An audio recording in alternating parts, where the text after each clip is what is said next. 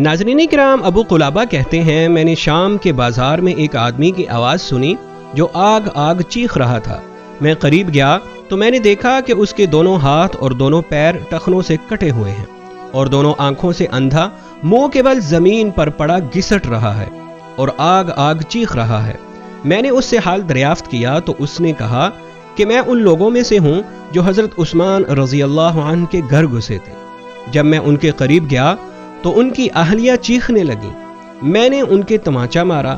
حضرت عثمان رضی اللہ عنہ نے کہا، تجھے کیا ہو گیا ہے؟ عورت پر ناحق ہاتھ اٹھاتا ہے، خدا تیرے ہاتھ پاؤں کاٹے، تیری دونوں آنکھوں کو اندھا کرے اور تجھے آگ میں ڈالے۔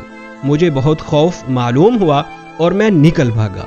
اب میری یہ حالت ہے جو تم دیکھ رہے ہو، صرف آگ کی بد دعا باقی رہ گئی۔